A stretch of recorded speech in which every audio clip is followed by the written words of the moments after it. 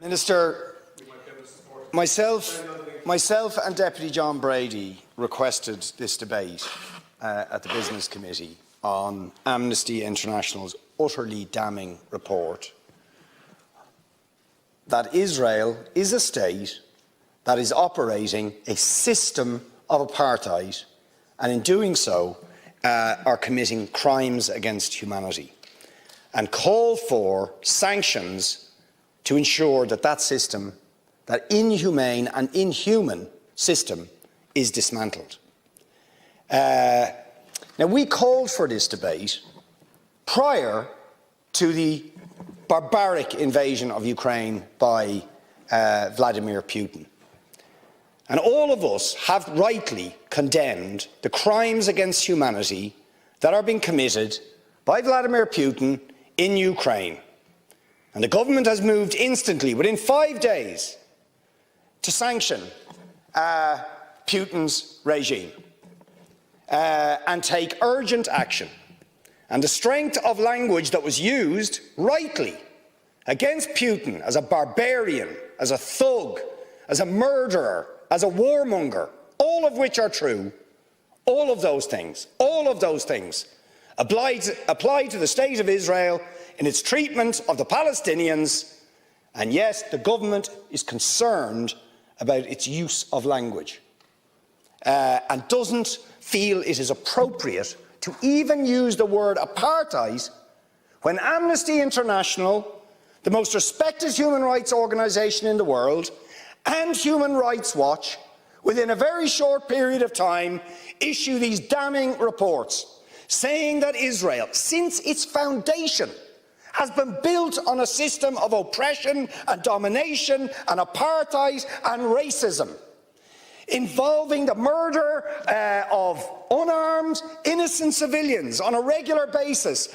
arbitrary detention and imprisonment, land annexations, the displacement of people, the denial of basic fundamental rights to 6 million Palestinians who are displaced outside Israel and the occupied territories, to the right to their return to their homes, to the illegal blockade of Gaza, which has left, as they say in the report, Gaza in a permanent state of humanitarian crisis, denying people access to food, to water, and treating the Arab population as a whole, the Palestinian population as a whole, as an inferior race.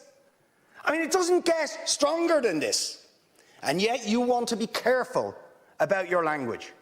You're happy to correctly use the most strong and robust language to describe the crimes against humanity of Vladimir Putin, but you will not use the same strength of language when it comes to describing Israel's treatment of the Palestinians, when it is now being documented and detailed by two of the most respected human rights organisations in the world, and indeed has been alleged by dozens and dozens of non-governmental organisations, and to be honest, anybody who looks honestly at the decades of brutal, inhumane persecution of the Palestinians, successive assaults on Gaza, the annexation of their land and territory, the systematic application of apartheid rules, you don't want to even use the word apartheid.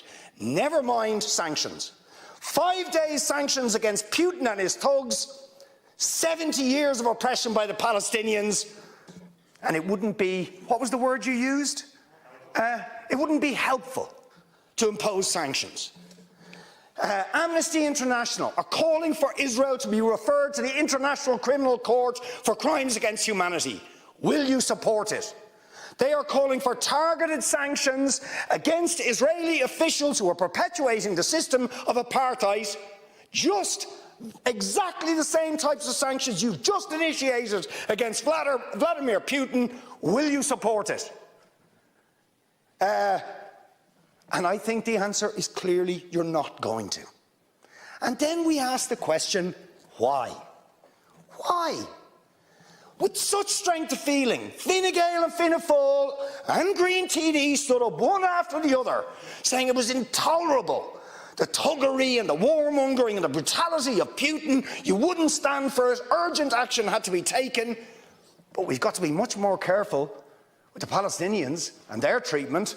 And I haven't even got time to the briefing I organised this week about the people of Yemen and how Saudi Arabia, the most despotic regime in the world, armed to the teeth by the United States, Britain, France and others, killing 337,000 people in Yemen in the last 5 years, 10,000 children.